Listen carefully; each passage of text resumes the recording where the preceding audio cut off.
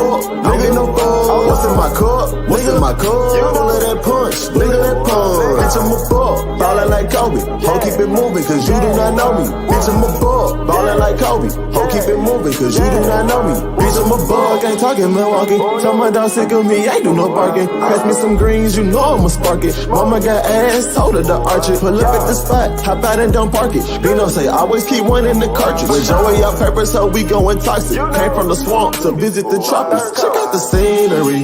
Tell lil' mama to the backwoods right by the lake. It feels so good to be back. What is up, everybody, ladies and gentlemen, from John L. Jackson to Jamar Games to Travis Berg Jr., who is a new member on the Spotlight Sports Network. Did you hear about? Yeah, there's a lot. There's a lot we're gonna have to cover on a 2-hour span show, but it just feels great to be back after being on vacation. As you can tell, new Bulls hat for more Bulls live stream.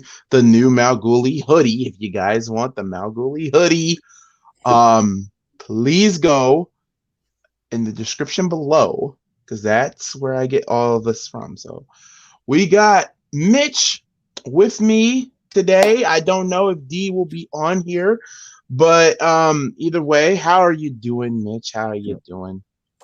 I'm doing good, you know. Just did 2 Eagles videos today. Michigan's about to win, so let's go. All right. Vacation was great, and not only we have today's episode of the Ruthless Attitude podcast, not only that, but we also have tomorrow for the Malcgoolie channel, we have NXT War Games, and before NXT War Games, we have the Bears in Arizona. And as I am going to screen share this card for you guys, I'm letting you know right now there's 5 matches so far. There's been only 5 matches for NXT for NXT War Games, and to be honest though, and this is just my fault though, I've been following the new NXT 2.0. Been following it, but not as much as I should. But that's on me because I was on vacation. But I can see what's going on, what's happening, and everything else like that. But we are here live. We are gonna give you our thoughts: who's gonna win, who's gonna lose for NXT Takeover. Actually, no, NXT War Games. It's not even a takeover anymore. So this will be the first pay-per-view in the WWE Network, on my perspective, for the new brand of NXT 2.0. We have 2 War Games with the women. We have a hair versus hair stipulation. Only 2 titles are on the line here. So without further ado, let's get started. Also, after the NXT War Games picks and predictions, we have a lot to cover. We got to talk about day 1. What's our personal thoughts on day 1's card? What personal matches? Our thoughts on both of those matches, all the matches that have been announced. We will talk about AEW. Winter is coming. We'll talk about them. We will talk about a lot more. We even talk about the championship being retired in the WWE. And we will also talk about Charlotte Flair and Andrade, their breakup. And we will also, to coup de grace it all, we will talk about Charlotte again and Becky Lynch, about their championships. Are they in desperate situation? Will they lose their titles? Now, NXT TakeOver picks and predictions. Mitch, I need you to tell everybody who they're picking for NXT, their picks and predictions. Tell them I need it before the pay-per-view even starts, so I can write this crap down, so I can start taking advantage. I think from here on out, we might have a point system on who wins this takeover. I think for the next year, I'm going to be taking a part of the picks and predictions, and we are going to have like a little bit of a contest. Whoever has whoever gets most of the picks and predictions right, or better yet, whoever wins that entire pay-per-view for the entire year will get a new and improved Pick'em League, Wrestling Pick'em League championship. I like that. And they get to hold that damn thing for a whole entire year. A whole year. So there is that. So let's get it started. As you can see, we're going to go a little bit in order. I know it's going from match 1 through 5, but we don't do that here. We're going to go on matches. Actually, all these matches look good. So let's just get the title matches out the way first. The matches that, quite frankly, did not get that much time. Roderick Strong with the Diamond Mine will defend the NXT Cruiserweight Championship against Joe Gacy with Hardland. Let me say right now, I'm a big fan of Joe Gacy. Personally, Roderick Strong did defeat Kushida to become the NXT Cruiserweight champion. He just held it for about I want to say he's held it for about 2 months. I don't really think Diamond Mine is going to. I don't think Roderick Strong is not ready to lose that belt. But at the same time, I do love Joe Gacy. I've been a fan of Joe Gacy since his Combat Zone Wrestling days and his earlier work in the Independents. Really good wrestler. I like the little gimmick that they have for him. But I am going to have to say Roderick Strong will retain the Cruiserweight Championship, in my opinion. If Joe Gacy wins, I'll be happy. I'll be ecstatic if Joe Gacy wins it. Mitch, what do you have and why? Well, I just have one question. Is Roderick Strong's contract close to being up? I don't know. I don't think it is. I haven't heard any rumor about it. I've been hearing stuff from now and then, but if that's not true, I'm going with Roderick Strong here. It's pretty self-explanatory. You think Joe Gacy still has more time? He's not quite there yet. He needs a couple more wins under his belt, to get to that title. Do you feel that for Gacy, or is he ready to win the title like that? I think he is ready to win the title because, well, number one, you know what? Screw it. Screw it. The championship doesn't start till next year. I'll pick Joe Gacy because I think NXT 2.0. You know what? They're trying to build up new stars. Because we will talk about the main event here shortly. Joe Gacy is new. It's new. I mean, Roderick Strong has been a part of the Black and Gold for a minute. Joe Gacy is representing the new colorful splash of the NXT 2.0. I mean, why not get yourself over by having Joe Gacy win the title? I mean, it wouldn't hurt me one bit because whoever wins this match, I'm going to be happy with. I'm going Joe Gacy. He's going Roderick Strong. So let's get to the NXT Tag Team Championships. I'm a little disappointed because I really, really, really did not want MSK to lose those goddamn belts. And goddamn it, they lose to Imperium. I'm mad that we don't get the rematch here, but instead we get Imperium versus Kyle O'Reilly and Von Wagner. Kyle O'Reilly, in my opinion, him and Von, I don't know. I don't think Imperium will hold these belts for long. I have not been following that storyline. All I know is that when I heard MSK lost the belts, I was a little disappointed in NXT because of that, because I think they should have held the belts longer. They were entertaining. They were awesome to be in the ring together. But the tag teams, why did it have to be Imperium? Now, don't get me wrong. I don't hate Imperium, but I just think Imperium should have not even remotely should have won those belts, in my opinion. But they just won those belts, I think, for a month ago. I could be wrong. Let me know in the comment section if I am right or wrong about that. Kyle O'Reilly, we haven't seen. This is his first NXT 2.0 debut pay-per-view debut after being sidelined and injured. And I think Von Wagner is the guy that, in my opinion, isn't he the one, basically, Von Wagner? I think Von Wagner is the one that replaced Kyle O'Reilly in the first episode of the new revamped NXT. So I thought that's a little bit odd and a little bit strange, but I'm going to have to say the champions retain Imperium and will retain these belts. I don't really think Kyle O'Reilly or Von Wagner would work. I think they were just put together just to be put together, but that's just me. I had a question. Are you going to do a fan pick them league? I don't know about that. I don't know if I'll do a fan pick them league, but Mitch, who you got and why for NXT Tag Team Champions? How long has the Imperium been champions for? Do you know? I want to say for over a month and a half.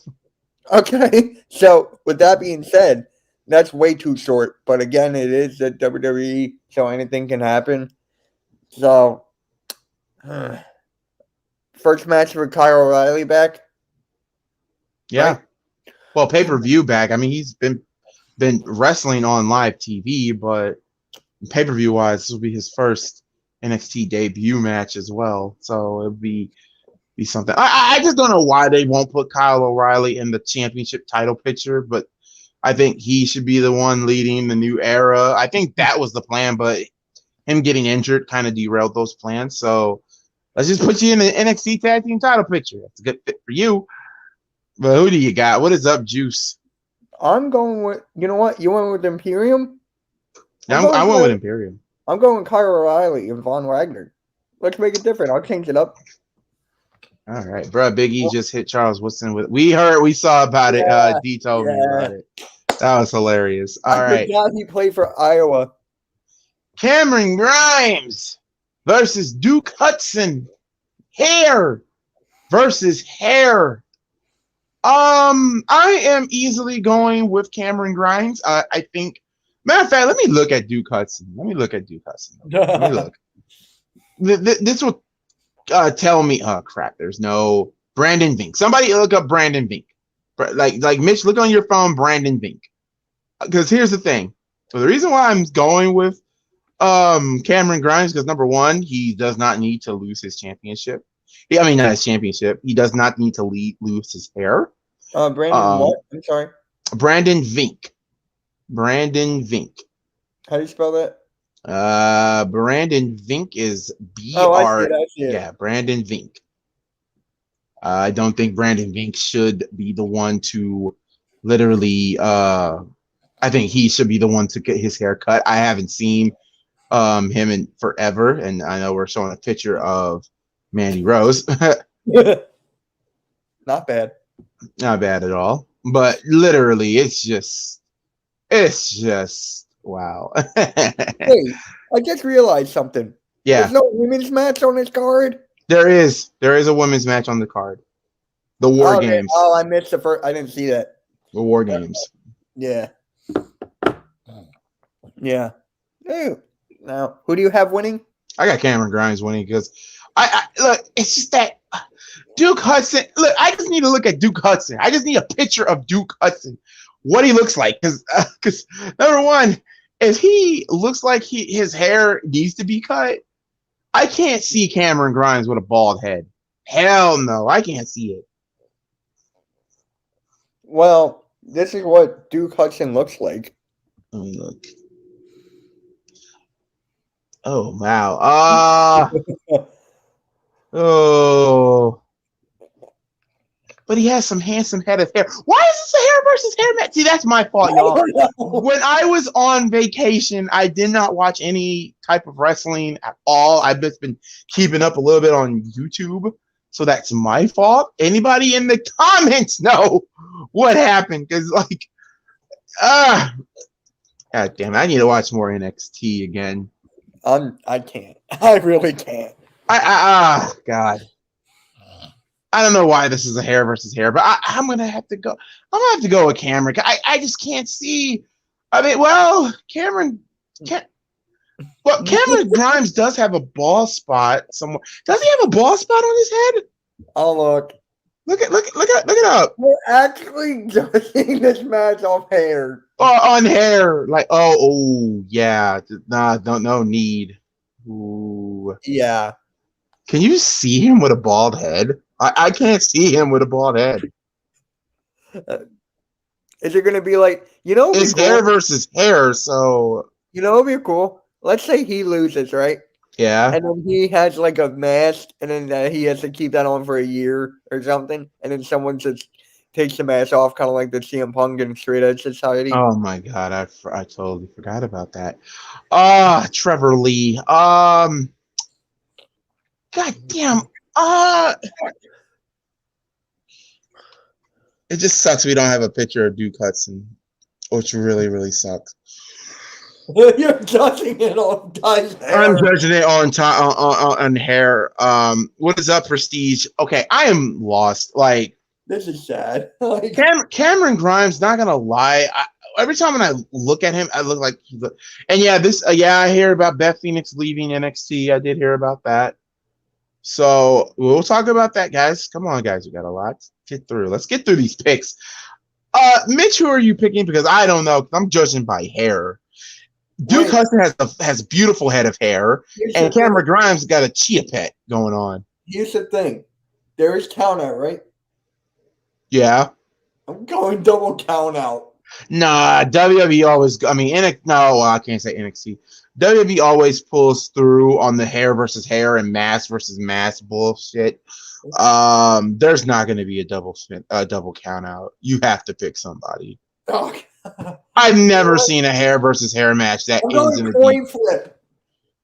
I just don't find NXT as exciting anymore. So there has been some wrestlers that said NXT is not fun anymore ever since Vince took over. For me, Cameron Grimes is heads, Hudson is tails. Hey Siri. Heads or tails? Who did Key pick? Key picked Grimes. All right, give me Grimes.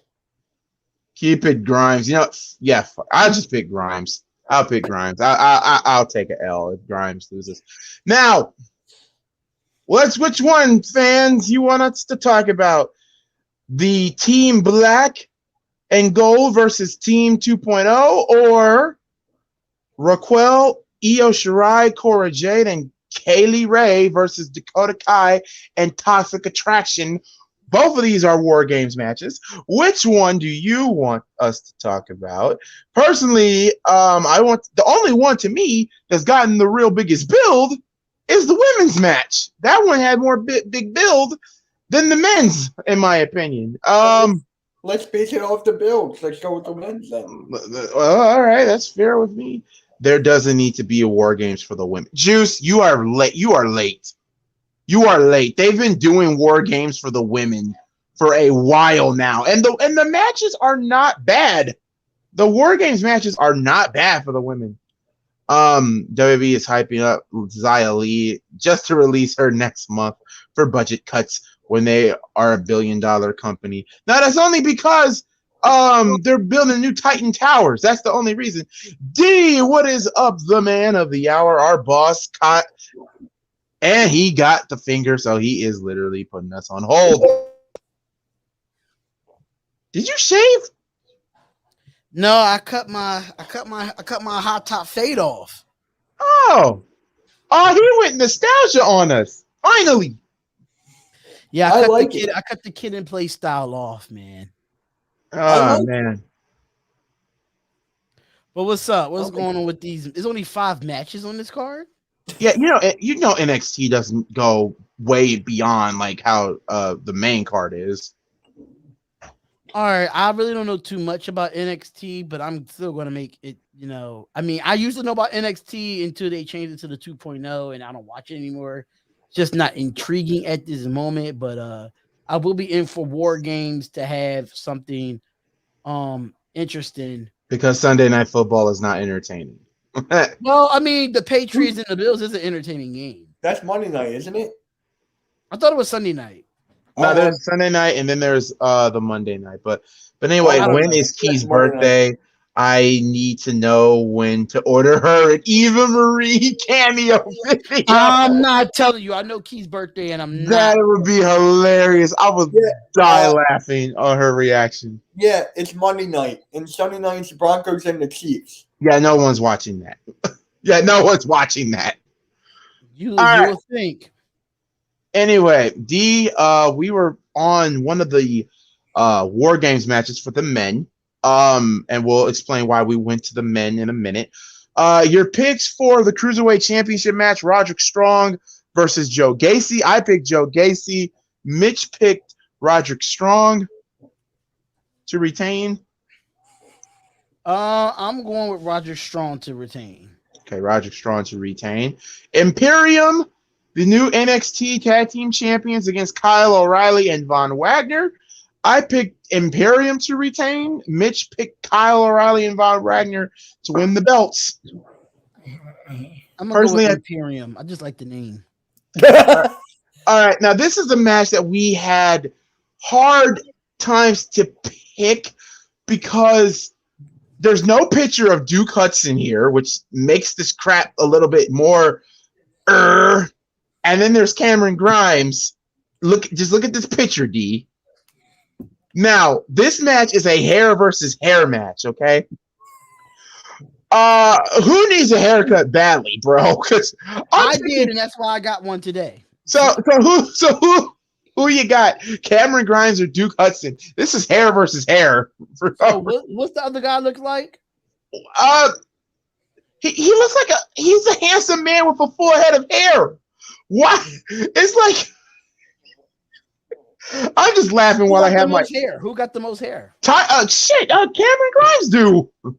He has the most hair. I got him losing then. D, here's a picture of Duke Hudson. I'm going with Cameron Grimes to win. All right, so I think that's Cameron Grimes across the board. All right, now we're on one of the two War Games matches. We picked the men's to go because you don't watch NXT, but let me tell you something. What I've been watching NXT, the only War Games match that has been the most hyped and has the most story going into War Games is the women's match. The men's match, I don't know why this is a War Games match. Personally, it's Team Black and Gold versus Team 2.0. So it's like the old school versus the new school, basically. Let me say this. What are you doing? Let me say this. Well, we'll get to Vince here.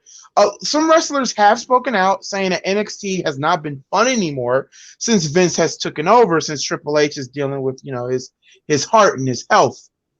So here's what I think for the War Games match, in my opinion. This is just my opinion here.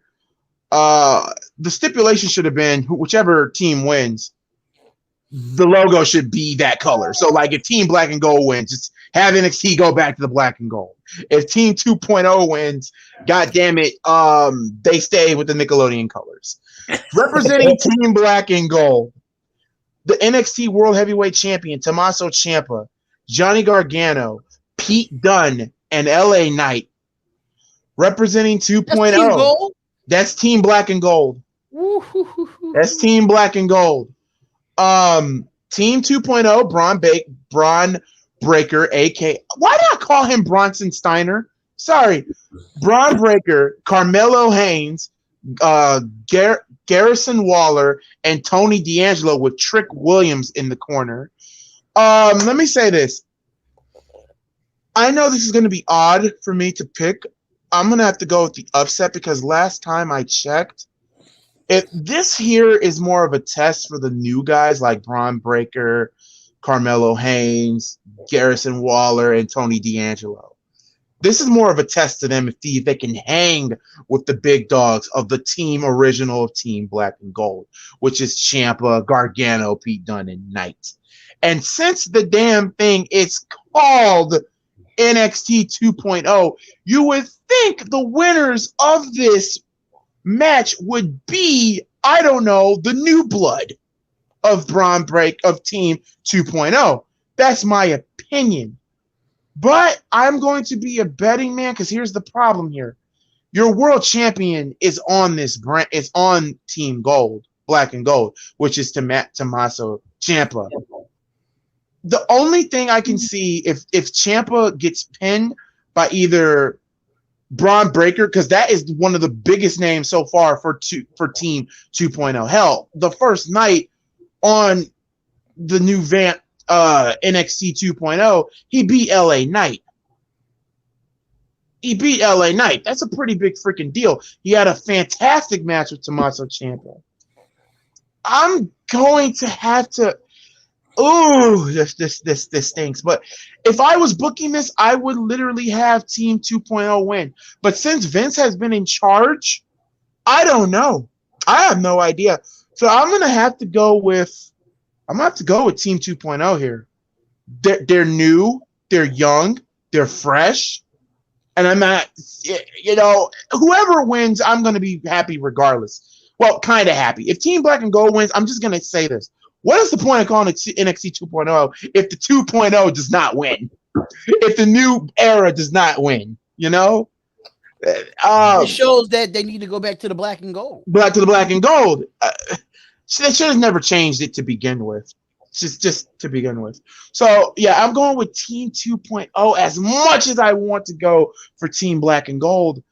Wait a minute. Matter of fact, this will actually help out, too. Who has the advantage in the War Games match? I know there was. I think the black and gold has the advantage because most of those people that's on the black and gold brand been in War Games matches, so they know what to expect. I know Ciampa's been in one. I know Pete Dunne's been in one. Gargano's been in one.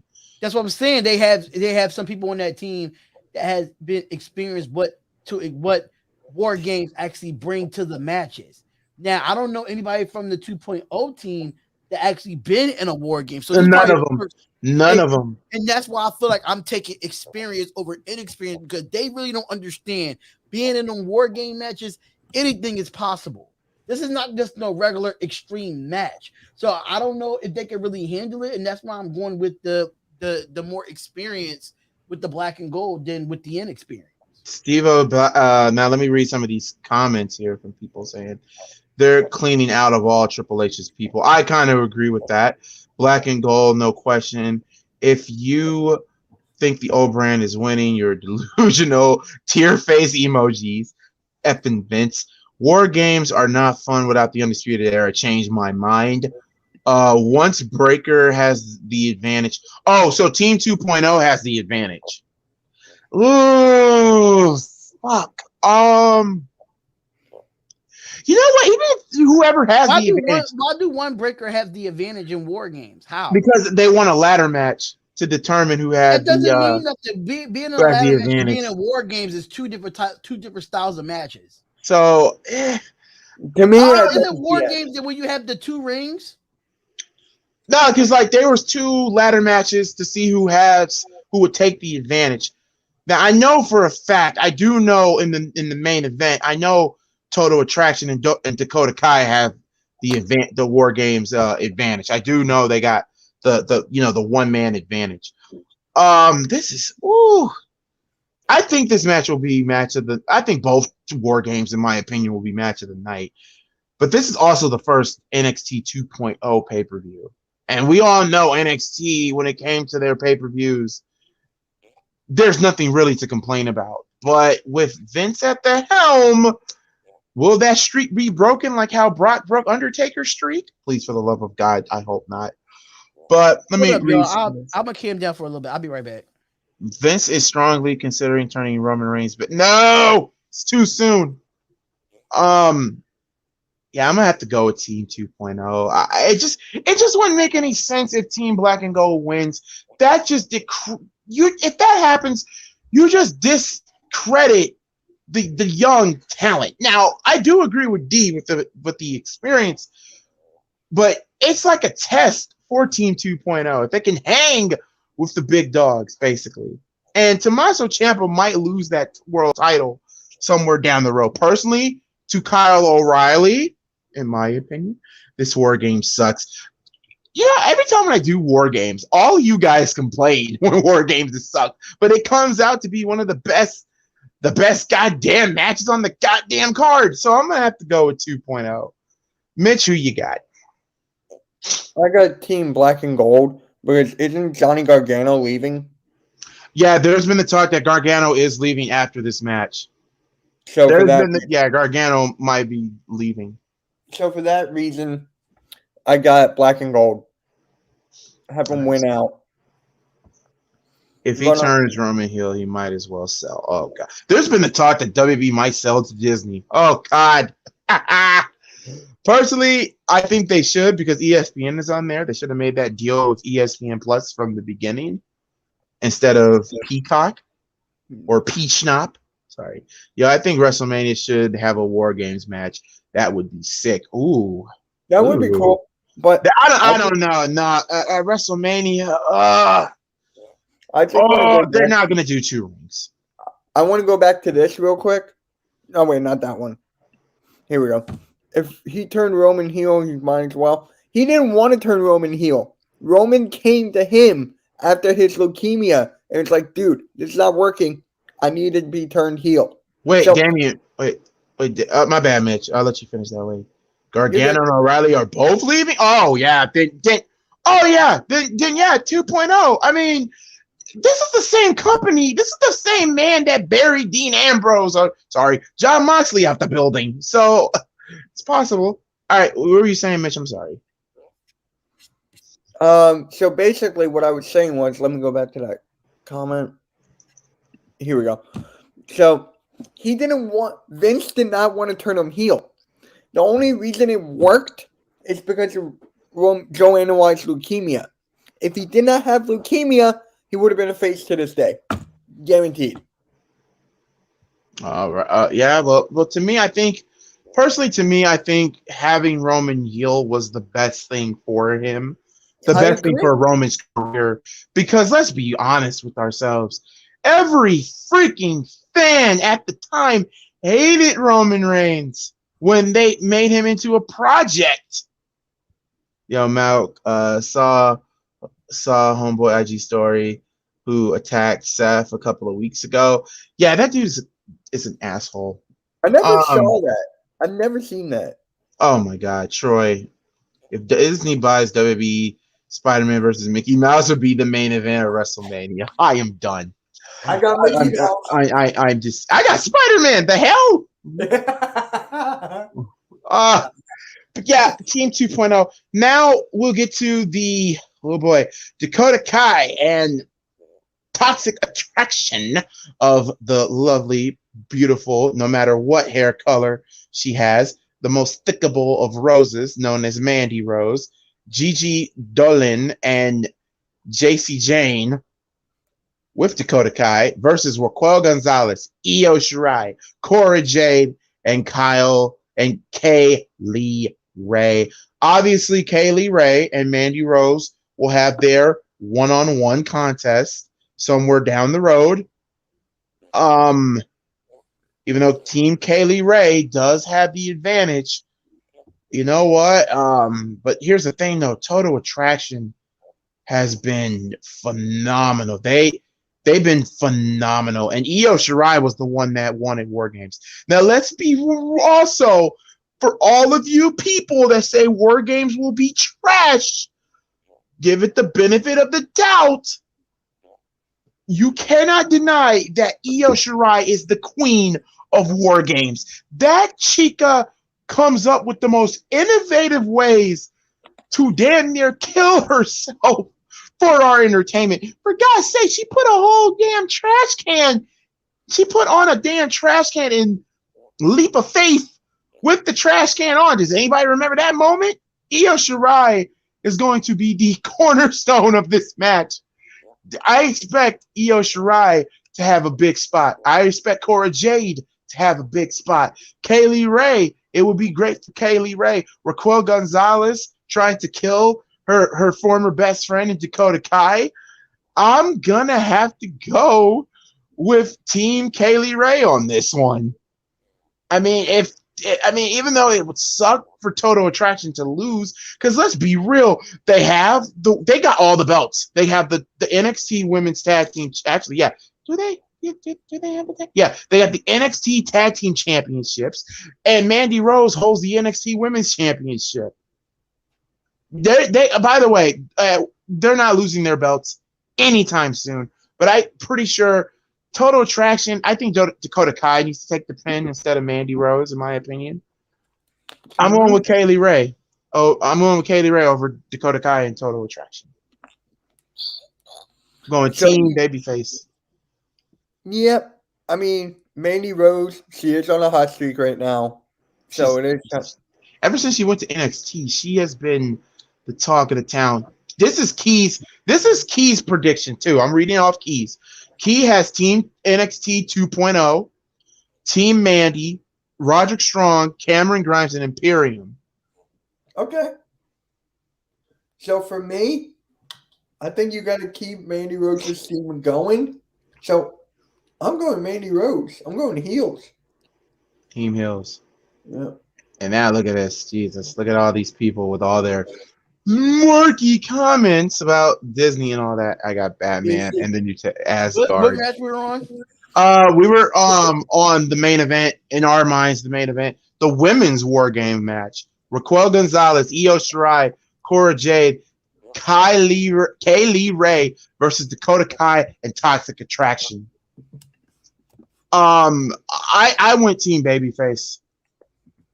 I went Kaylee Ray's team because there's a lot of scores to be settled. Raquel Gonzalez wants to beat the crap out of Dakota Kai.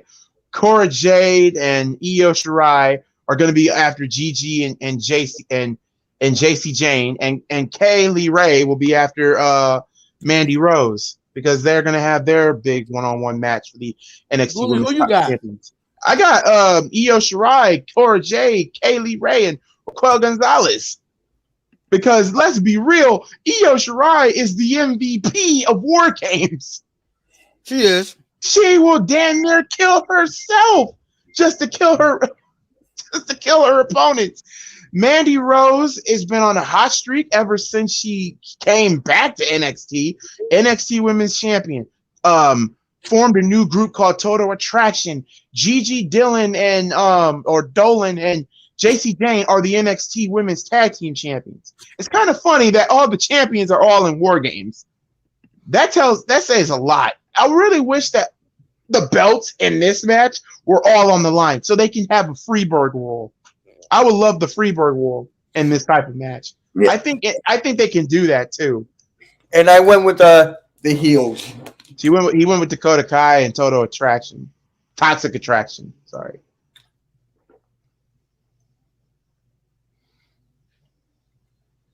D. Huh? I'm about to say D's thinking real hard over there. I am eating at this moment, but I mean, I'm gonna just go whatever Team Ghoulie is going with because I really don't know half of these girls, but Mandy Rose and Io Shirai. I don't know any. I mean, Kylie Ray, I know a little bit about, but I don't know. What about Raquel Gonzalez? She was the former NXT Women's Champion. Don't know her.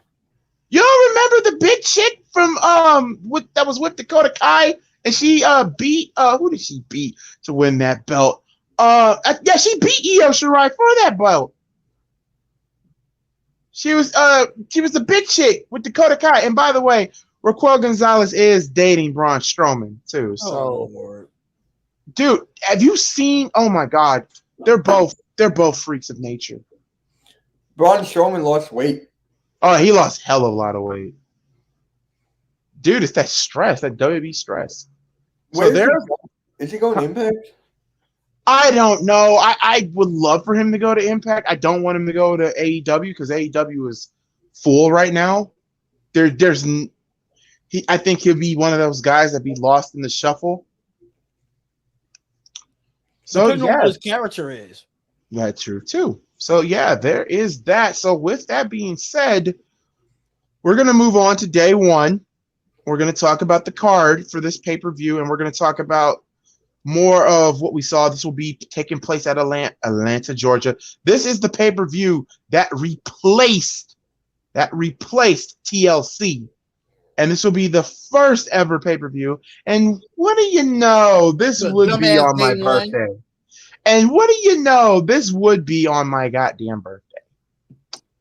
And no, I might not be streaming that. I might give that flow to Mitch because I'm probably going to enjoy my birthday. I don't want to be angry on my birthday. Anyway, let's read some of these matches off. The storylines here. Let's just read this one, the big one. I think this will obviously be the main event. It should be, because I think it's one of the more, up there storylines. So let's read this. On October 25th episode of Monday Night Raw, Seth Rollins won a ladder match to become the number one contender for the WWE Championship.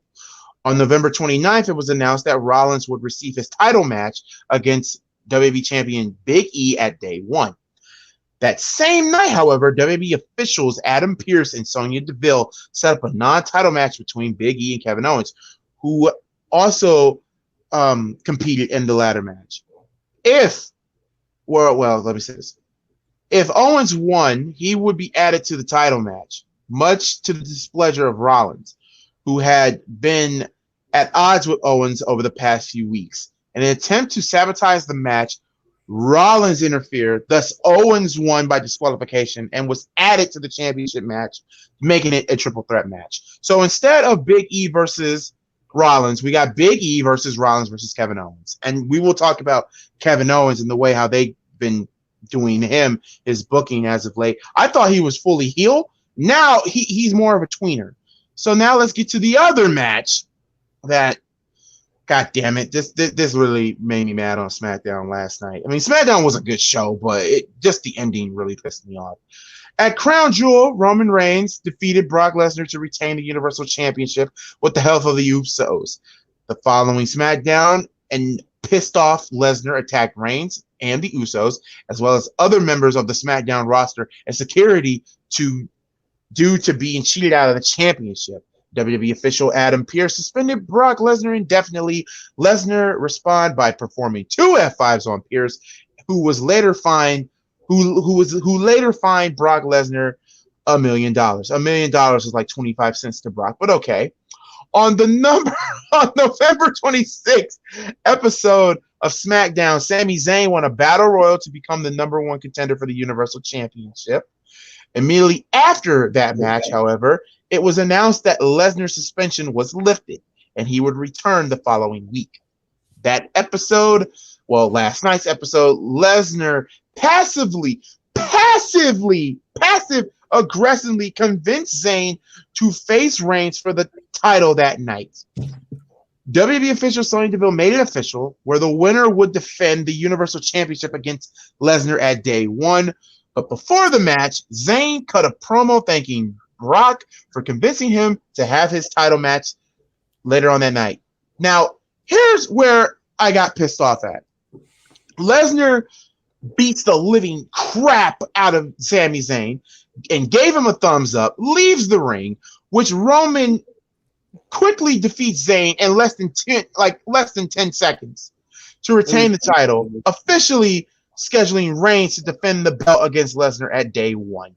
Here is the problem that I have. Number one, if this was your way of making Sami Zayn babyface, mission accomplished. Second, here's the problem. You kind of made him look like a joke. To be fair, I would have rather see Jeff Hardy versus Roman Reigns at Day 1, because WWE is teasing us, emphasis on teasing us, that they're going to do Jeff Hardy versus Roman Reigns down the road at WrestleMania. Hell no. But probably at the Royal Rumble. I thought they would do it here at Day 1. So you give it to Sami Zayn. Sami Zayn, does his typical heel Zayn stuff. And then out of nowhere, boom.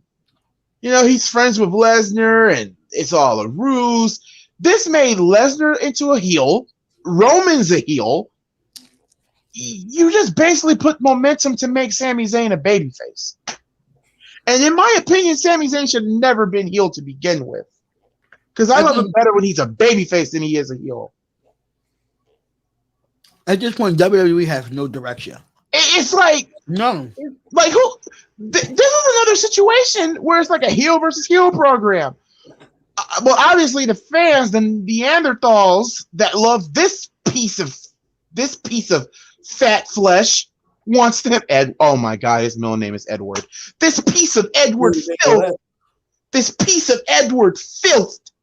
Y'all really want Brock Lesnar to be Universal Champion? Hell no, I don't want to see it. Obviously, I don't want to see Roman Reigns as champion no more. I'm sick of that.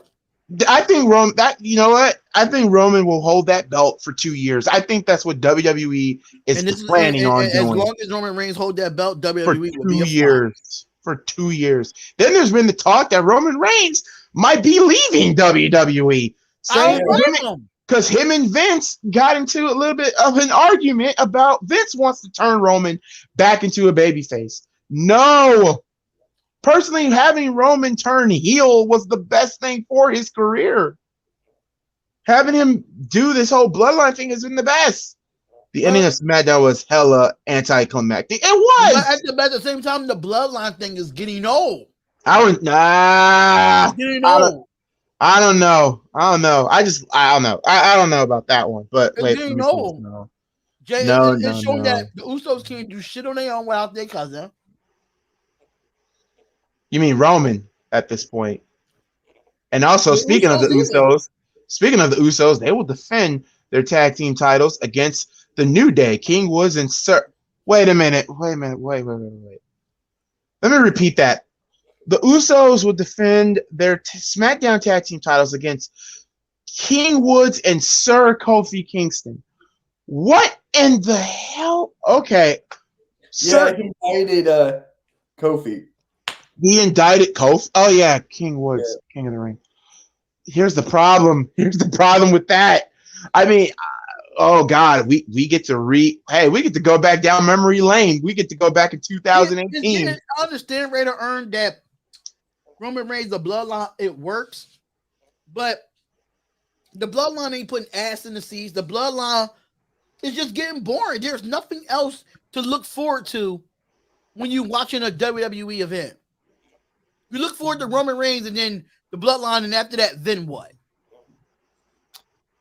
Well, it's why they always put in the Usos versus the New Day. Because let's be real, there's no any other tag team on both divisions. To be honest with you, that's the problem.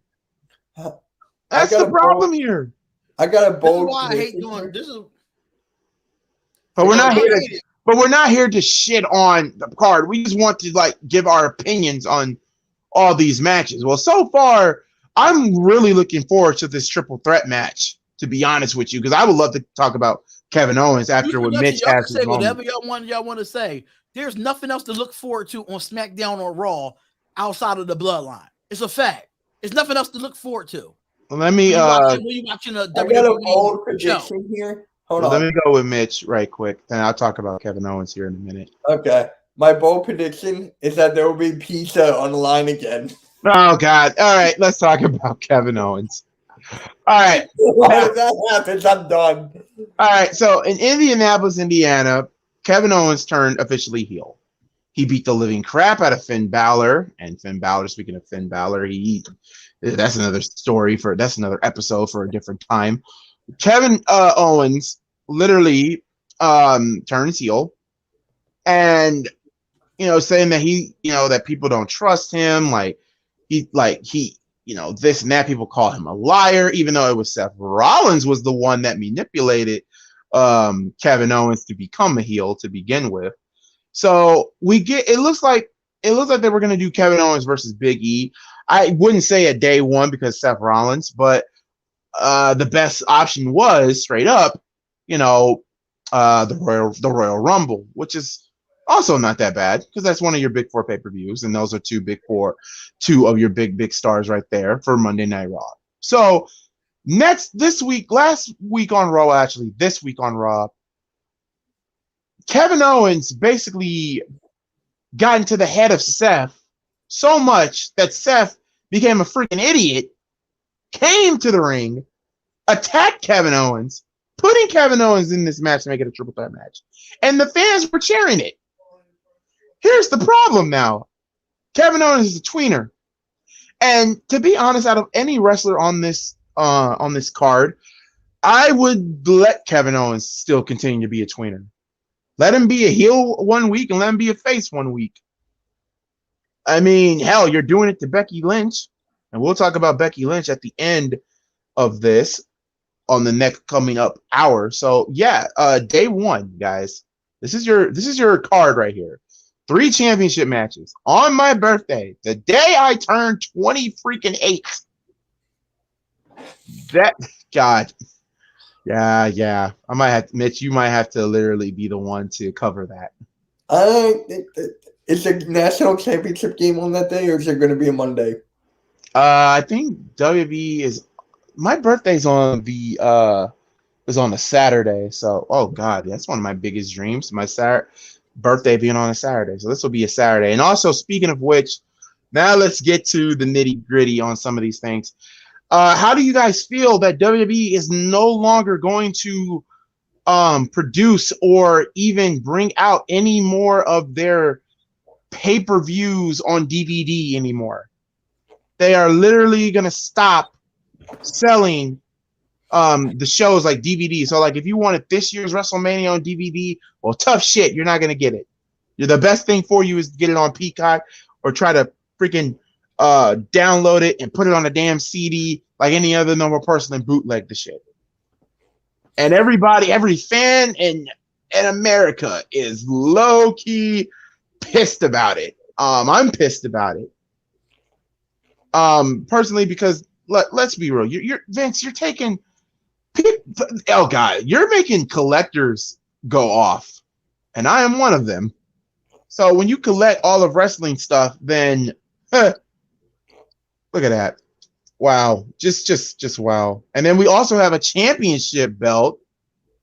A championship belt that's going to retire, ladies and gentlemen. A championship is going to be retired for the WWE. What is it? I'm about to look it up right now because apparently what I've heard and what I've seen, it's supposed to be the 24/7 championship. Lord, the 24/7 championship might be the one. Who's the last person to hold it then? Dana Brooke. Right. Dana Brooke wins her first ever championship. And then, boom. And also, let's also say this too. Oh, speaking of which, here's some other news for you guys. Let's talk about Jeff Hardy. Because I've also got some news here. Now, I don't know about you guys. Now, if they do Jeff Hardy versus Roman Reigns at the Royal Rumble, I don't know if D is still on here or not. Okay, he's still on here. How do you guys feel? Now, I don't know if D followed TNA in the past when Jeff Hardy was on there. But Jeff Hardy had an alter ego in Impact, and a lot of people here should know what that is. And I'm looking for it. Yep, it's not the 24/7 title. Yep, it's the Cruiserweight Championship WWE's taken away, which is stupid. No, number one, you still have 205 Live. So, and hell, 205 Live was supposed to get canceled this year, but it didn't. So you're getting rid of the one championship. The once championship that, that I was happy you guys brought it back. Personally, if any title needed to be retired, it should be the 24/7 championship. I love the concept on one condition. We've already had that type of championship. And you know what that was? The Hardcore Championship. Remember, D and I can tell you, Mitch, the Hardcore Championship was always 24/7. It didn't matter where it was. You could be in, like, the championship could be here in this very room. This room right here. But nah, they decide to do the Cruiserweight Championship, which is so stupid. I just don't understand why you got a lot of cruiserweights in your division. So what are the small people going to be fighting for here? What are they going to be fighting for? I don't get it. I just don't get it. I don't get WWE sometimes. You could be sleeping. Like it's just this company, man. Like I said, it's like being in an abusive relationship. That's what WWE fans, that's what wrestling fans like myself that want WWE to get better, and they always like say, "Oh, we're gonna change," and then like 2 months later, they just start beating the hell out of you. But here's some other wrestling news for you guys. Jeff Hardy is optimistic about playing Willow, the Willow character in WWE. Really? Yes. Wow. He's optimistic on playing. I would love for Jeff to be Willow. I mean, you're obviously not going to get a woken Jeff Hardy, but he wants to do it if they do the feud with Roman Reigns. That is the thing. This is what Jeff Hardy had to say. This is what Jeff Hardy had to say about the whole entire situation. I think it is possible. I am waiting for a new mask to be created, and if it suits me, and if I feel comfortable in it, and if it is artistically beautiful, I will have an idea to pitch. We will see what it gives.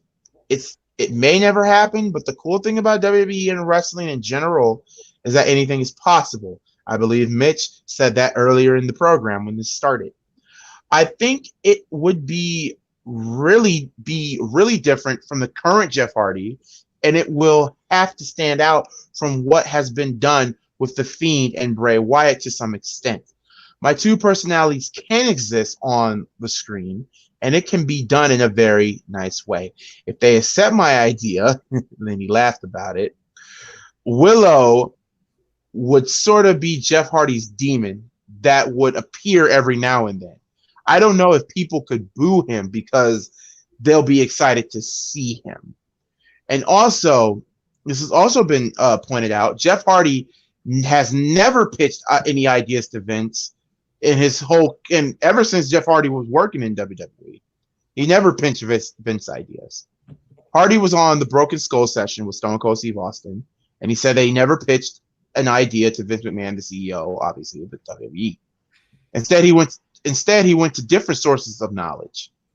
Like for Hardy, it was always Michael Hayes, who he thought had a great mind for attractive storylines. And if you don't know who Michael Hayes is, one of the Freebergs, and he also managed Matt and Jeff in their early career until Matt and Jeff turned on Michael Hayes and joined Gangrel at the time. And Jeff quoted saying, "I've never pitched one idea to Vince. I've never have. I've always go to Michael Hayes usually when I have an idea that I really feel passionate about because he has a great mind for it." Now, for everybody on here that I just said, all the news about Jeff Hardy and Willow, would you love to see Jeff Hardy portray his Willow gimmick to the WWE, or should he reunite with his brother in AEW, which might not happen because WWE is keeping Jeff around with all the money that they're giving him? I would love to see Willow in WWE, only on one condition. Number one, he has to face Roman with it. He has to face Roman with it. If you've not seen a Willow match, I will share it to D and Mitch at the end of it. I'm pretty sure Mitch has not seen it. Seen what? Willow. You remember TNA when Jeff Hardy had his alter ego Willow, when he had like a mask, he was carrying around an umbrella, and he was basically twisted. He was a more twisted, eviler Jeff Hardy. The gimmick was cool. Loved it. Freaking loved it. He became mental, tag team with Abyss, broke Drake Maverick's leg on national freaking TV. Yeah, I love the Willow gimmick, but knowing WWE, I don't know if Vince will do it. It would be nice if they did, because hey, fans knows who Willow is. So it's the twisted mind of Jeff Hardy. So yeah, I'll probably send a match knowing from there, and we'll get to it than that. Now, let's go and get off from WWE for a while, and let's talk about AEW's big pay-per-view coming up, which is Winter is Coming.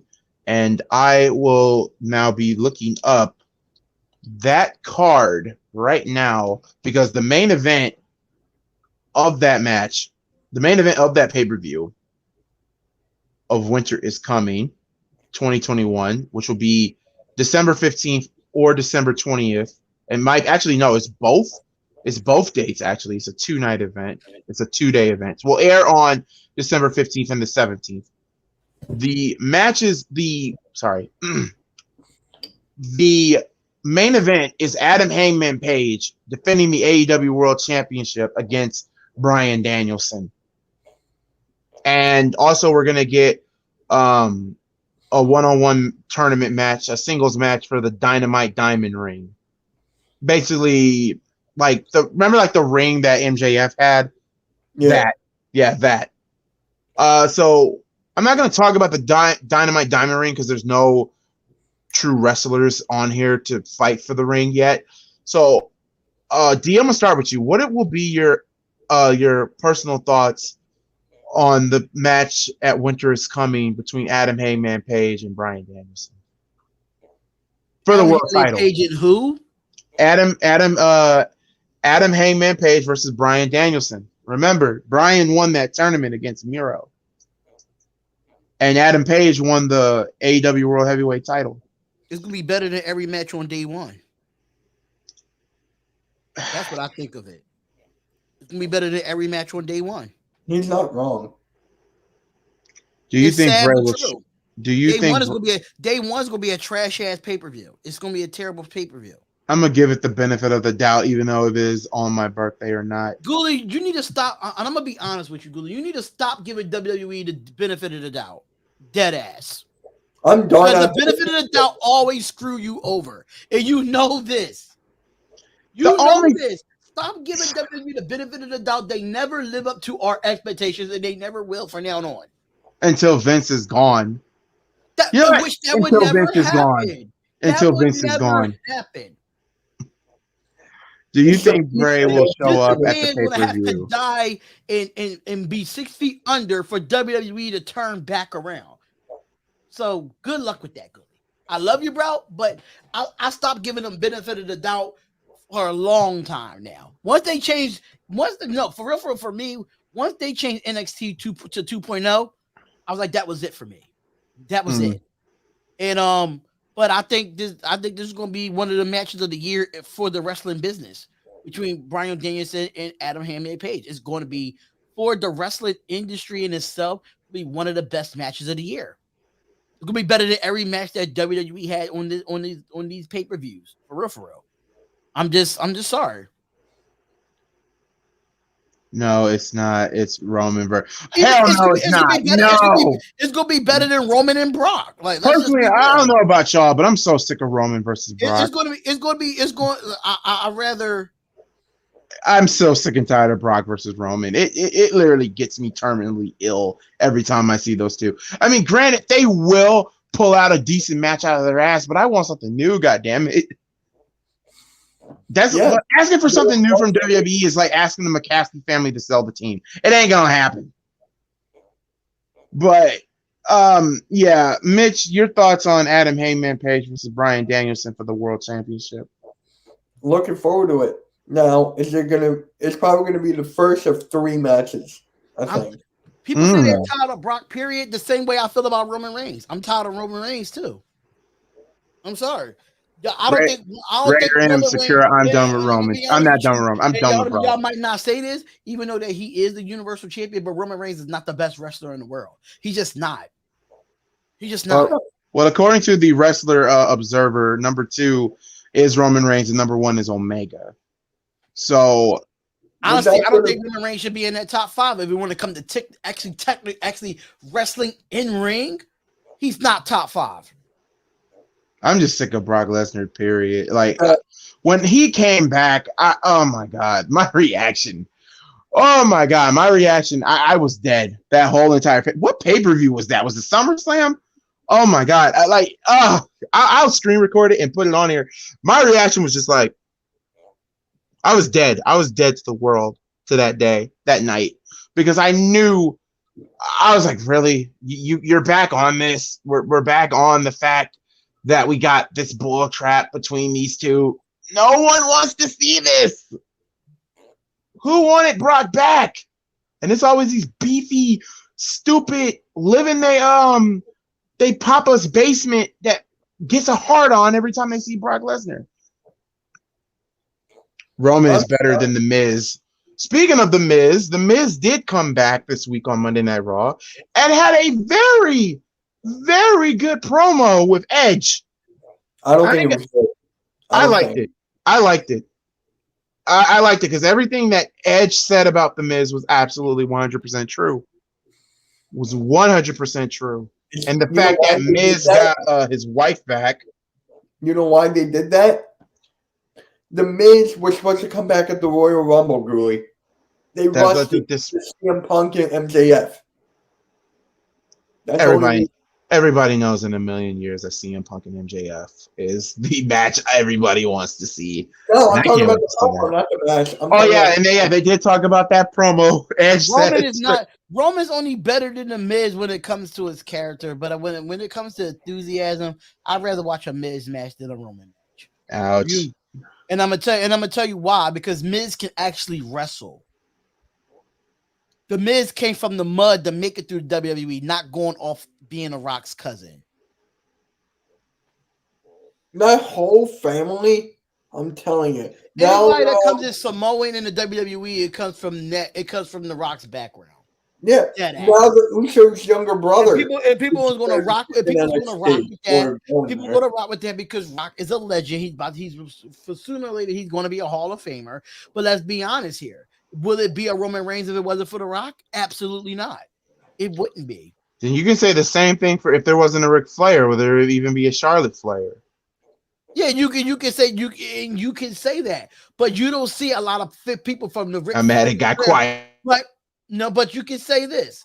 You can say this. There's a lot of people that comes from Ric Flair's family that's not all in the wrestling business. Everybody that want to be Samoan wants to be in a wrestling business because of the Rock's family. Yeah, but come on. Let's be real. Even though Charlotte probably wouldn't be Charlotte who she is because of Charlotte Flair, but Ric Flair does not have a whole family of people in one fucking business. That's the difference. To go with Charlotte, she didn't even want to be in it. That's what I'm saying. She did it for her brother. If her brother was still alive, Charlotte wouldn't be in the wrestling business. That's a fact. Question: if AEW is better than WWE, how come this shows have fewer ratings than WWE this week? I have not looked at the ratings. I disagree with that. I have not looked at the ratings. AEW's ratings are not low. They're like 600 or 700 around there. Shoot, wrestling back in the day used to have like what 3.2 million people, 4.2. That's the thing. Yeah, because my thing is this: you have the pay-per-view for The Rock, built for The Rock, a shitty battle royal for it in his honor, but with no Rock. And you know what made it worse, y'all? It was in Brooklyn. You know what's even worse? That's like if Jay-Z, you have a concert with Jay-Z, but Jay-Z doesn't show up. That's kind of false advertisement. You know what's even worse? They were looking for an egg. My God, the egg. Oh my God, that egg. That's terrible. That was terrible. That's terrible. And oh yeah, the next night the egg was found, and who found it? Oh yeah, Austin Theory found the damn thing, and now Austin Theory is being trained by Vince McMahon for some reason. I don't know what they're doing. They got slapped in the face by Vince. And Damien, just to let you know, AEW is better when it comes to quality over quantity. I will agree with that. I will agree with that. That's the difference between WWE and AEW. AEW has better storylines than WWE. Now they have better quality wrestlers than WWE. Just in my opinion. You have the Seth Rollins of the world, cool. You have the Kevin Owens of the world, cool. But what else do you really have that's like that you could go with a full show with great wrestling without those dumbass segments from Brock Lesnar or a dumbass segment from Sonya Deville. Like, it's more dumbass segments on WWE than it's quality wrestlers. It's like hell. Remember when Eric Rowan? Remember that big suspense on? Remember that thing that he had on the cage, and it became to be a remote control, big ass Looney Tune ass spider, and I was like, "Yep, character doomed, character dead on arrival." Hold on, I just want to go back. You said Roman Reigns was number 2 behind Omega. Yeah, that's BS. Because I can name 5 wrestlers right now that are better than Roman. Well, since we're on here right now, and You want me to do it right now? Because I can't. Bryan Danielson is better than Roman Reigns. I'm just talking about WWE. You got Styles. You got Seth Rollins. You got Kevin Owens. You got Cesaro. People are forgetting about Cesaro. Cesaro needs to leave the WWE. His talent is being wasted there. I know. I freaking know. And I can't believe I'm going to say this. Chad Gable, 5. Oh, hell no. No, Chad Gable's not better than Roman Reigns. I'm sorry. Hell no. No. No. Okay. All right. Hold on. Okay. Here are the top. These are the top. All right. These are the Pro Wrestling Illustrated 500. I'm not going to go through 500. That's going to take too long. So I'm going to go by the top. Let's say the top 20 in this list. Top 20. Jonathan Gresham. Don't know who that is. I love Jonathan Gresham. Jonathan Gresham is from Ring of Honor, and he might be going to Impact, and I can't wait for that. 21 was Orange Cassidy. Really? Orange Cassidy is 21? Orange Cassidy, that's low? That's low. Okay. Do you guys is a better wrestler than Roman Reigns? Do you want me to go? Do you want me to go 50? Do you want me to go 50? No, I don't want you to go. Because 50, they have Kyle O'Reilly at 50. They got disrespectful. They got Seth Rollins 48. That's disrespectful too. They got Jey Uso at 45. They got 43 is Johnny Gargano. That's disrespectful. They got Bryan Danielson at 36, and they have AJ Styles at 35. Now, may I remind you, this is who writes the Pro Wrestling Illustrator? This is Dave Meltzer, by the way. So here we go. Here's the top 20. Okay. Jonathan Gresham. Number 19 is Jericho. Number 18 is I don't know how to pronounce this. Swame. I don't know how to pronounce it. I don't know what the fuck that is. Number 17 is Ultimo Guerrero. Number 16 is Karrion Kross. Number 15 is Tensei Naito. 14 is Darby Allin. 13 Big E. 12 Randy Orton. 11 Cody Rhodes. Now here's the top 10. Number 10 is Rich Swann. Hey, I like that because Rich Swann busted his ass all last year. So yeah, number 9 is Shingo Takagi. Excuse my French. That's number 9. Finn Balor, number 8. Okay. Number 7, Will Ospreay. Jon Moxley was number 1 last year in 2020. Now he went from 6. He dropped like 5 spots. So he's number 6. Kota Ibushi's number 5. Drew McIntyre, number 4. Number 3 is, you're going to love number 3. Number 3 is Bobby Lashley. And number 2 is Roman Reigns. And number 1 is Kenny Omega. That's good. No. I really don't think Lashley Roman Reigns up there. I think they're going through the year. That is wrestling. That's the only thing. Where's AJ Styles on that list? Oh, AJ Styles. Oh, you're gonna be mad. You're gonna be mad. You're gonna be mad where AJ's at. Top 10 wrestler in my opinion. Here's. I'm gonna go back to 50. All right, Kyle O'Reilly, AJ Green. 50, I'm sorry, but Bobby Lashley in the top 10. I'm sorry, that's trash. He shouldn't even be top 5. Well, 48.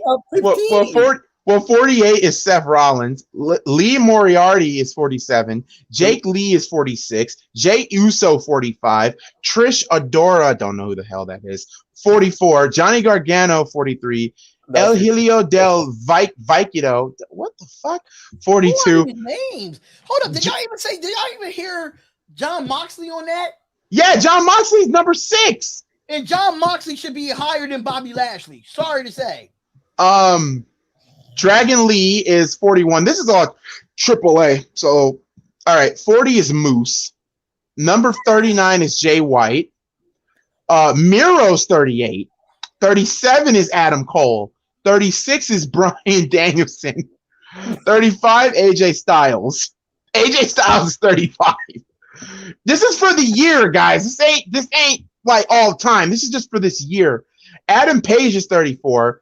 The Bastard Pack is 33. Cesaro's 32. Jacob Fatu is 31. Nick Aldis is 30. Evil is 29. Walter's 28. Braun Strowman is 27. MJF is 26. Okada's 25. Keith Lee 24. The Great Muta is 23. I didn't know the Great Muta was still wrestling. Damn. Laredo Kid is 22. Orange Cassidy is 21. Kyle O'Reilly is 50. Wait, who's Shinsuke? Who? Shinsuke Nakamura? Yeah. All right. Well, Kevin Owens is 63. Jesus Christ. Leo Rush is 53. 55 is Ray Phoenix. 56 Sheamus. Apollo Crews is 65. Sammy Guevara is 66. Jungle Boy. Okay, I disagree with Jungle Boys. Jungle Boy should not be 69. I don't agree with that. Kofi is 70. Eddie Kingston is 75. Bray Wyatt 74.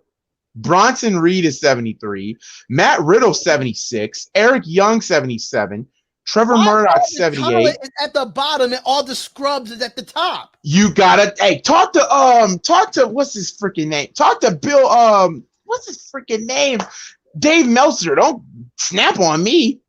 80 is I don't even want you to keep going because this is disappointing. 80 is Sami Zayn. 81 is Santana Escobar. 82 is Shinsuke. 83 is Brian Cage. Myron Reed is 84. Damian Priest is 85. Eddie Edwards 86. The Miz is 89. TJP is 91. Chris Dickerson's 92. Powerhouse Hobb. Oh yeah, Juice, get the lotion for this. Can I do something real quick because this is pissing me off? Hold on. Powerhouse Hobb, Juice, get the lotion ready. He's 93. Chris Bay 94. Wheeler Yuta's 96. The Pope. Wait, the Pope. Wait, who the fuck is the Pope? That's Elijah Burke. My bad. Yeah, 90. That's 98. Pete. Oh my God, Pete Dunne's 100. Can I go now? Can I? There you can go. You can go. You can go. This is what I feel about this list. Oh my God. Oh my God. And Scott is my witness. He has broken in half. That is the great. I'm sorry. That is the greatest, like, not scripted announce ever. I low-key thought Mick Foley died that night.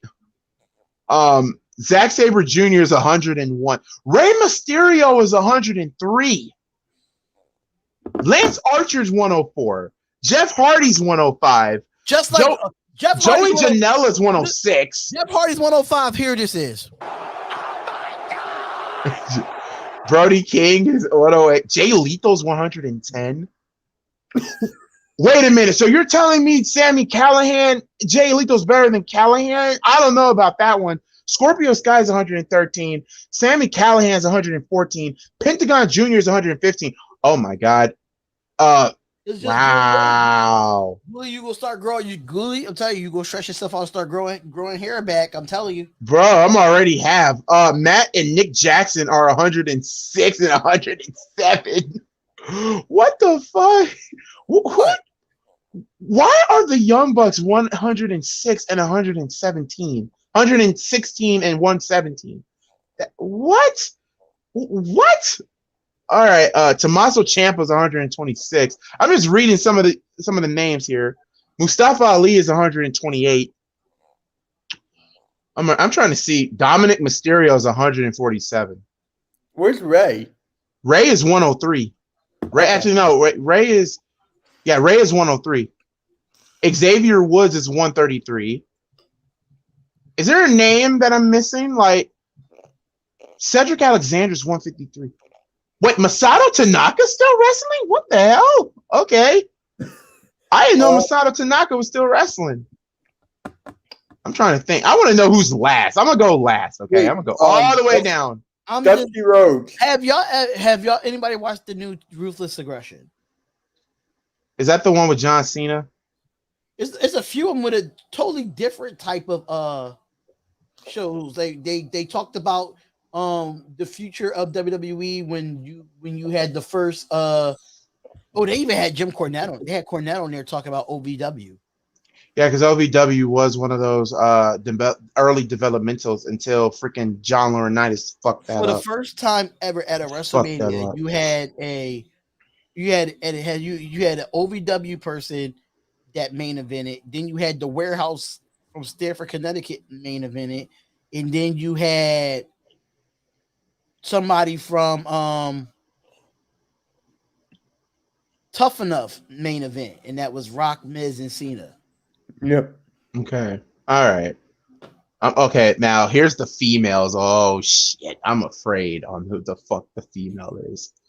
All right. The female. Wait a Where minute. the hell did Dewdrop? Ghoulie? Damien?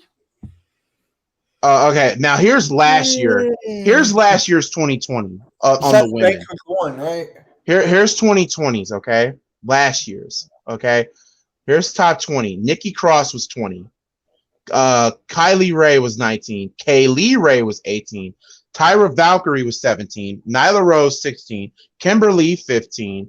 Thunder Rosa 14. Shayna 13. Jordan Grace 12. Rhea Ripley 11. Maya Intifo, don't know who the hell that is, but I think that's Stardom. So that's number 10. Number 9 was Io Shirai. Number 8 was Riho. Number 7, Tessa Blanchard. Number 6, Hikaru Shida. Number 5 is Sasha. Number 4 is Charlotte. Number 4 is Charlotte. Number 3 is Asuka. Number 2 is Becky. And number 1, this was 2020. This is not this year. 2020 was, should I say it? Say Even though, quite frankly, I kind of agree because she did have a longest reign last year until she got hurt. Bailey. It better not be Bailey. It's Bailey, number 1. This was last year. He's salty. Well, it's because she carried the pandemic out. Yeah, the team. Yeah.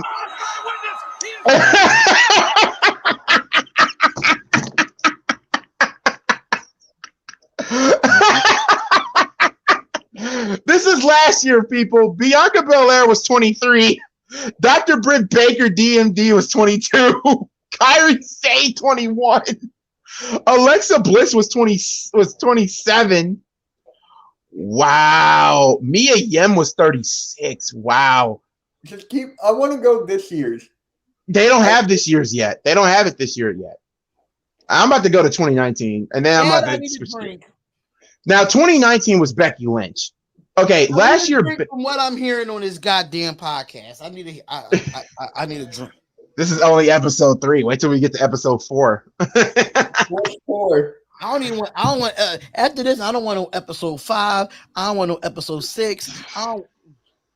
D is bad. You gotta. I think I know why they put Bailey at number 1 last year. Because they finally turned her heel after not only turning her heel, but then she had like the longest reigning SmackDown Women's Championship run, and that's probably one of the reasons. But does that make her a better wrestler than the 4 that's up there? And then also you got to remember this too. Also, we were in the bubble too, and yeah, we were in the bubble too.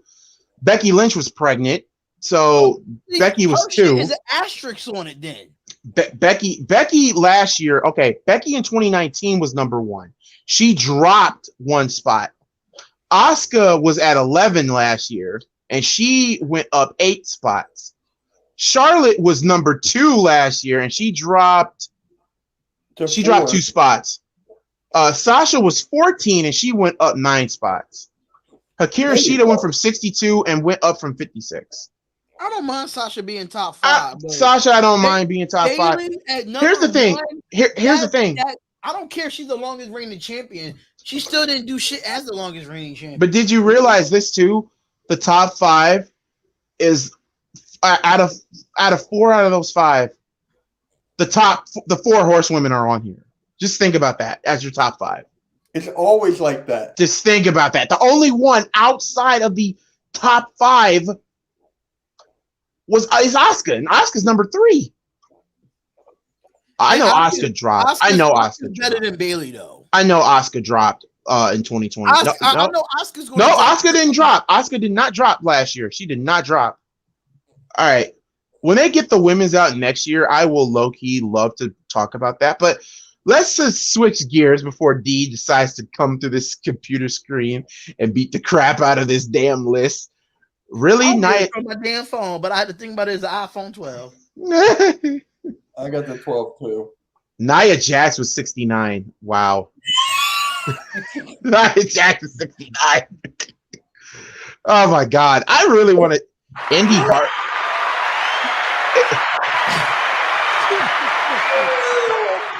Whoa, wait. That's a beautiful number for Nia Jax. I'm just gonna say that. Liv Morgan's 84 last year. Indy Hartwell was 83. I'm trying to look at people that I know. Naomi was 63. Damn, Naomi went from what was she in 19? Ghoulie. What about Evilise? Evilise. Did Evilise even Sean, wrestle? He said that Nia Jax was 69. Billy Kay was 59. Billy Kay was 59. Penelope Ford 48. Shotzi Blackheart last year was 46. Toni Storm was 45. Sue Young was 44. Lacey Evans was 43. Hold up.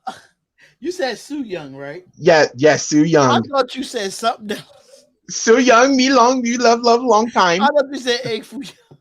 Egg Foo Young. Well, that's incredibly racist. Okay, 30. No, well, we're demonetized for that. Racist because I don't have nothing against it, but that's what I thought you said. I'm sorry. Damn. Where was I at? Hold on. Mia Yim was 36. LuFisto was 35. Candice LeRae is 34. Jessica Havoc 33. Evilise is 31. Okay. Donnie. Okay, Deonna Purrazzo is going to be top 10 this year. She has to be. Because she had like one of the best knockouts championship reigns ever. Lana's not even on this list. Well, I kind of like, what has she done last year? Okay, I'm gonna go to 2008 and see who was the number one woman in 2008. 18? That was 2008. Bro, guess who was 2008? Guess who was number one in 2008? Trish Stratus? Hell, Trish was retired. Number one was Awesome Kong. Number two, Beth Phoenix. Number three, Gail Kim. Dude, Awesome Kong was a beast in 2008.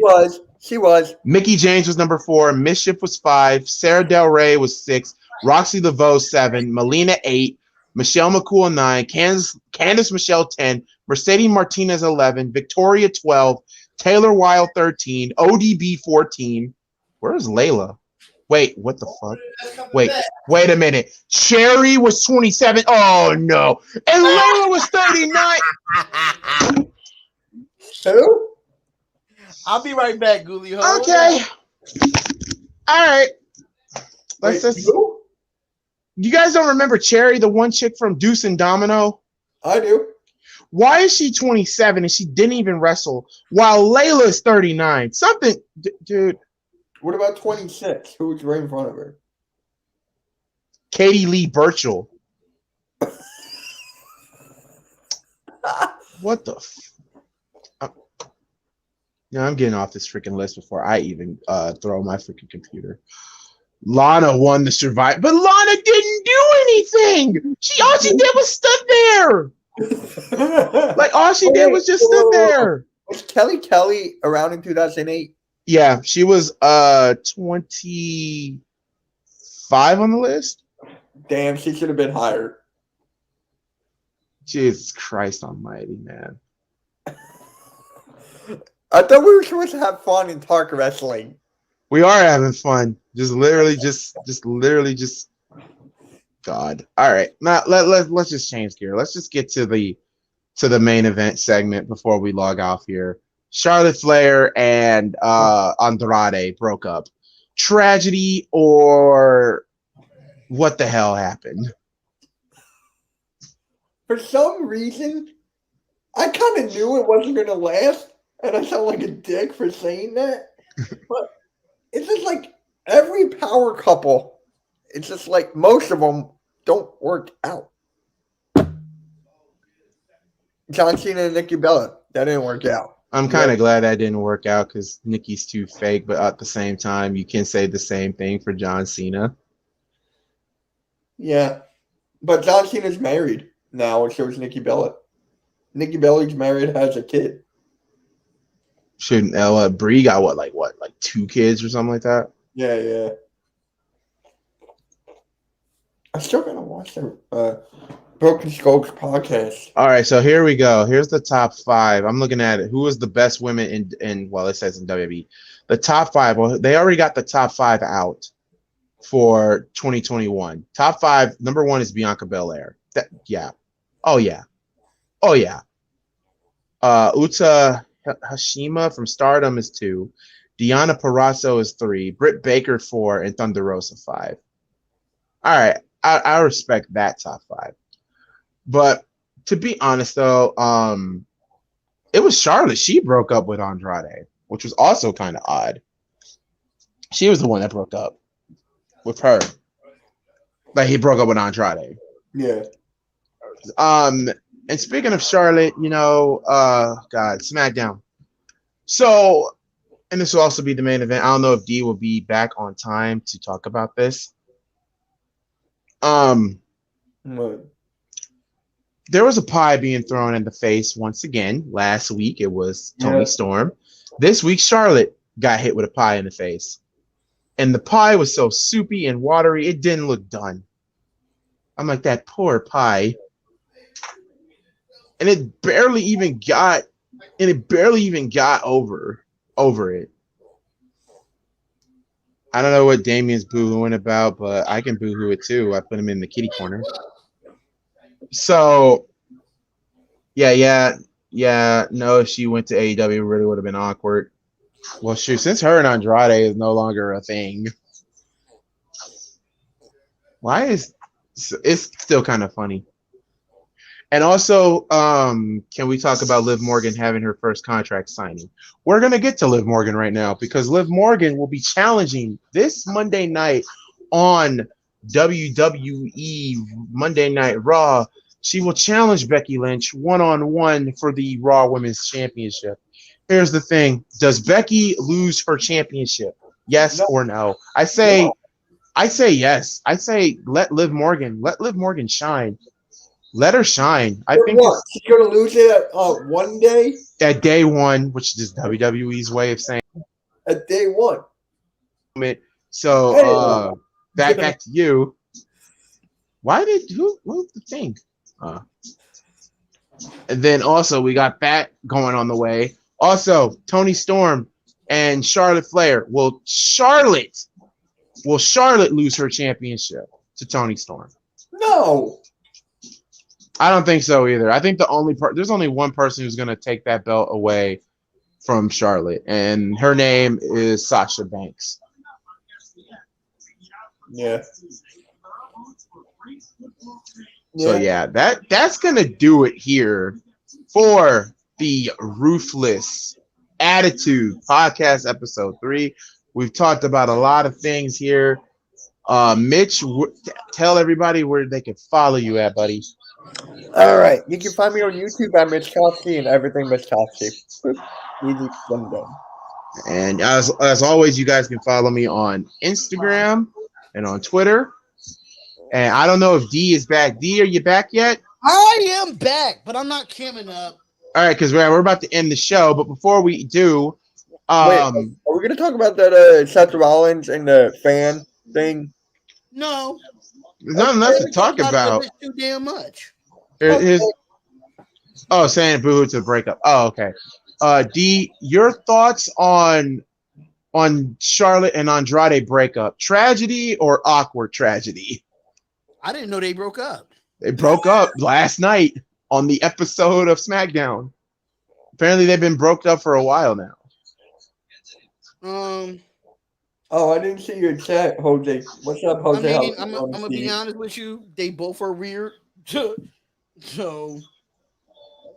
shoot, I don't. But the question is, who broke up with who? Charlotte broke up with Andrade. That means Andrade wasn't dicking it down in the bedroom. Yeah, he wasn't giving her a baby like how Seth Rollins gave Becky.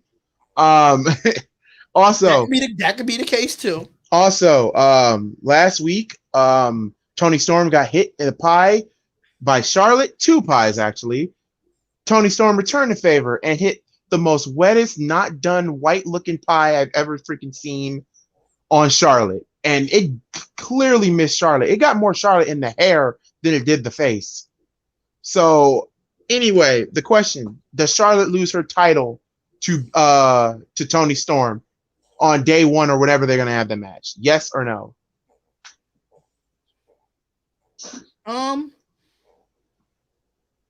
And what kind of match is it again? It's just for the SmackDown Women's title, just a one-on-one match. Will Charlotte lose the belt to Toni Storm? No. Also, on Raw, Liv Morgan I would love had... to see Toni Storm get the title, but I just think the way WWE is set up, they're not going to give it to her just yet. Also, Liv Morgan had a contract signing with Becky Lynch. She won a huge 10 women's tag match, and now she has momentum on Monday Night Raw as she faces off against none other than Becky Lynch on Monday Night Raw for the Raw Women's title. Does Becky Lynch loses her championship on Monday night? No. Thank you. All right. So with that being said, y'all, first Storm and Banks at Mania 38. No, it's gonna be Charlotte versus Banks. That's what they're reaching for. And I wouldn't be surprised if Sasha wins the Royal Rumble. I would love that. Sasha's gonna win the Rumble, the Women's Rumble. Now, what does that mean for Bianca Belair? Who knows? I think they might just do Becky versus Bianca one more time. Trish Stratus may fight Sasha at 38. If they do that, then you're gonna have to get the belt. You're gonna have to have Sasha hold the belt if they do that. But that's gonna do it for us, ladies and gentlemen. Thank you all so much for coming down. Tomorrow, Bears fans, we get to be depressed again. It was nice to have a win, but now we get to be depressed as a returning Kyler Murray and D-Hop Arizona Cardinals team take on the number one team that can literally kick you off 4 ways in Sundays, Chicago Bears. And before Damian started interrupting our ending, the roster cut storyline part was cool because I like that line. But anyway, we got War Games tomorrow at 8:00. Can't wait to see you all there. And until then, God bless you all. We will see you tomorrow. I'll see you all tomorrow at 1. This has been... don't forget 10 a.m. is the weekly morning show. Please do not forget that either. We'll have Raider Earn on the show tomorrow. We'll have Joel from the New York Giants fan that was on there with us before on the Coach's Corner. He will be on there tomorrow. So we'll have some fresh faces on the network tomorrow. So make sure y'all definitely tune in at 10 a.m. Eastern Standard Time. With that being said, we love each and every one. You love, peace, and soul, baby. We are out of here. Peace. Let's end it off with Mitch.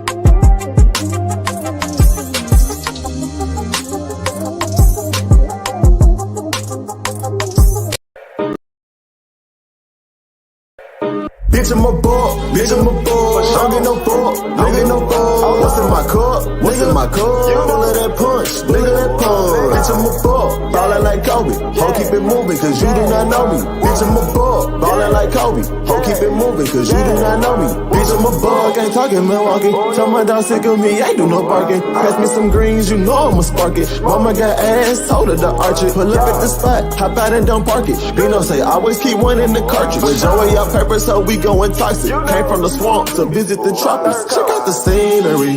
Tell her mama to the backwoods right by the lake.